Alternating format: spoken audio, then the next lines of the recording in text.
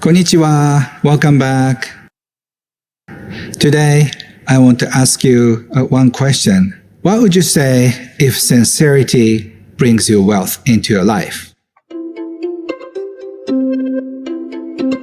I want to talk about my mentor Wahei Takeda, who passed away a few years ago, unfortunately. He was called Warren Buffett of Japan. He was a very wealthy man. He started very young as a candy factory owner, and he became one of the most successful individual investors in Japan. And he was one time a major shareholder of more than 100 public companies in Japan. As I learned about wealth and happiness through his teachings, he taught us everything about money in very Zen way. And one of the learnings I had with him is money EQ is more important than money IQ. There are so many intelligent people, smart people, savvy people financially, but they end up losing everything because they have low money EQ. And today, I want to talk about why money EQ is important. And one of the words he taught me is maro up. That is an abbreviation, is Magokoro up. Magokoro means sincerity, true heart, and a generous self in you. So he believed that if you raise up your sincerity level, and if you become a more generous person and more loving person, that will be the factor to attract wealth. And I learned from him for about 10 years, and he taught me everything I need to know about money EQ. Why was I attracted to him? I'm going to share a few stories. He started out as a young boy and whose father was a factory owner, and they were making sweets. And as he grew, he wanted to learn about business. So he started his own factory in the Northern Island, and he became very successful. And as his business grew, on the side, he started investing. His business philosophy is very unique and yet very simple. In his cookie factories, he has a big stereo speakers. They are playing kids' songs all over 24/7. It's about thank you. So while his cookies are being made, cookies listen to the song of thank you more than 1 million times. So by the time the cookies are made, the cookies have listened to 1 million thank you. So when they melt in baby's mouth, Wahei believed that it's going to impact baby's body with love and compassion and generosity. That's how he made business. And whenever he goes around, he was carrying gold coins in his pockets. And whenever we saw a beautiful smile on the street or in a cafe one time, he congratulates with his gold coin to the ladies and or the waiters and waitresses. And what was amazing is that that person feels the gold coin, and they usually cry or like super surprised because they've never been complimented about their smiles. And Wahei with a big smile says, "You have the best smile in the world. Keep shining, keep smiling, keep blessing the world. And then I want to congratulate you with my gold medal. So keep smiling for the rest of your life." And usually by then, that person cries and say, "Thank you, thank you, thank you. I will." And later I ask him, "But you're losing $600 worth of coins every time you give. Isn't that a loss for you?" And he said, "Ken, no kidding. I'm gaining so much. I regard it as a great shopping because I bought somebody's lifetime of smile with only $600. And also, from the standpoint of gold coin, which is happier, the gold coin in my pocket or gold coin in her pocket? It's obvious. So Wahei's teaching is always that way. And he taught me by actions. So the way he generously interacts with people, everybody fell in love with him, and somehow, miraculously, all his investment grew if there's any god of investing, that god is beside Wahei. And with all the money he made, he gave out money so generously to many charities. The biggest thing he taught me is maro up. That means if we raise our consciousness of abundance and prosperity, we can attract more in life, meaning more materialistic thing and also great opportunities around you. So maro is a short version of Magokoro, which means sincerity. So when you're generous with somebody, he or she will be generous back to you. So the way he lived his life, all through his life, is very interesting because the people he helped are going to not necessarily directly helping him back, but the essence of maro up is in appreciation. Wahei said, appreciation opens doors for so many other things. Because when you appreciate, things appreciate. And I'm not talking about just spiritual practice. He taught me with all the examples. She is one of my students who was getting paid very poorly in a working environment. She was a secretary. She didn't also have a college degree, but she was complaining about her situation because she didn't get any money. She's not getting a raise for years. But after learning about this maro up, appreciation, she began to appreciate about her situation. She didn't have any college degree, but her boss hired her and kept her.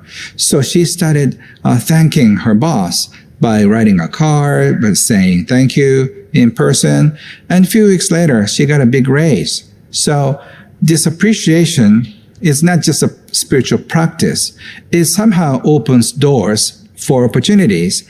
Definitely, appreciation connects people. If you appreciate it, you want to appreciate her or him back. And if you appreciate your partners, your kids, your parents, they appreciate you back. So this appreciation is interesting. It's contagious. Once you start saying thank you, the other person would also say thank you.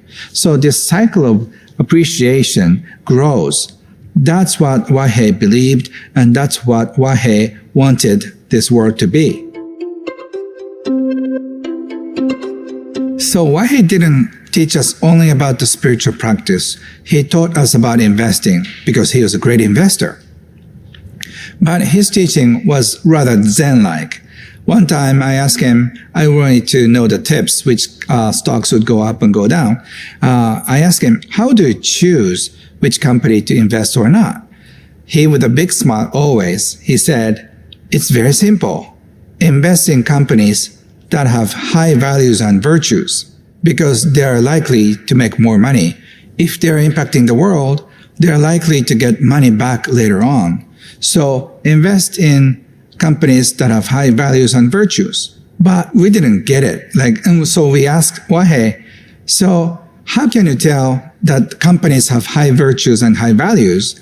And Wahei smiled and he said, unless you have high values and high virtues, you cannot see them.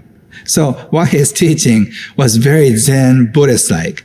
And so sometimes people don't get it, but I got it so deeply. If you want to be wealthy, you have to own a pond. And every morning, you just drink as much water as you want, but the morning after, there will be enough water back. So if you own a pond, you'll be wealthy.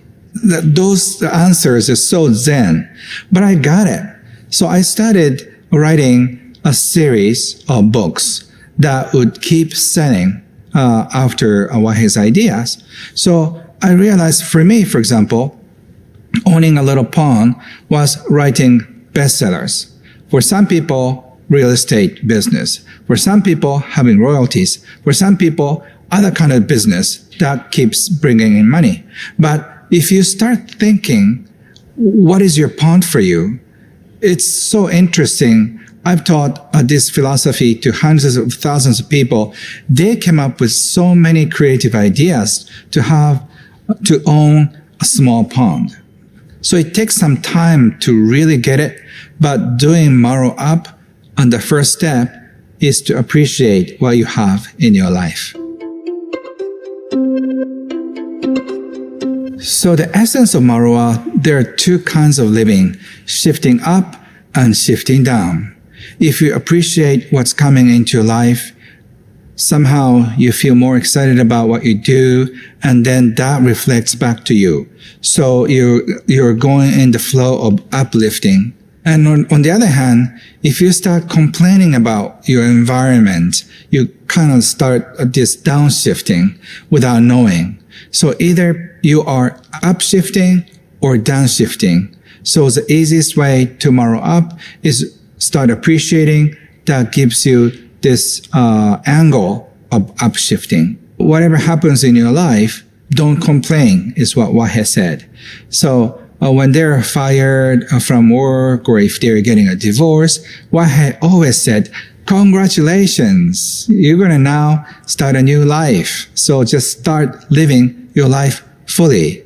So whenever bad things happen, Wahe used to say, congratulations, don't worry about it. This is a great sign of your life turning around. So because of Wahe's teachings, I have 4 or 5 different envelopes. Whenever I see or meet somebody who is in need, I try to give some envelopes, depending on the intensity of the bad luck. Like say you're into a car accident, I have $100 bill, and if you lost your house, I have about $1,000 worth of cash, and give it to them and say, congratulations, your luck will shift. And Wahe was a master in bringing everybody upshifting after meeting him. So I hope I will do the same way with you or with everybody, because when you start upshifting, life will change dramatically. And the key is to appreciate what's in your life. So I'm going to share with you 5 tips to Marua up. The first one is to be in this present moment. He used to say, only to be in this present moment, you can change your life. If you go back to your past and think about it, you cannot change your life. If you go to your future and try to plan things, you cannot change your life. You have to be in this moment, to be here, present. And that way is the only way to shift your life. And second, as I explained before, start appreciating what you have in life. It's not just about appreciating good things, appreciating negative things, because Wahe said there's no negative, there's no positive. Just appreciate whatever you have in life. Number 3 is stop complaining. The reason why Wahe says stop complaining is that even if you are in a negative situation, there must be some good in that too. If you're in a bad relationship, that is usually a trigger to go for a better relationship. So if you start complaining, you lose the power to change your life. So he said, focus on something else. So that's why he said, appreciation overrides complaints. Number 4 is listen to your intuition. Wahe always said, your intuition is the key. You know everything. You know more than you think. Wahe asked me, what does your heart say, Ken?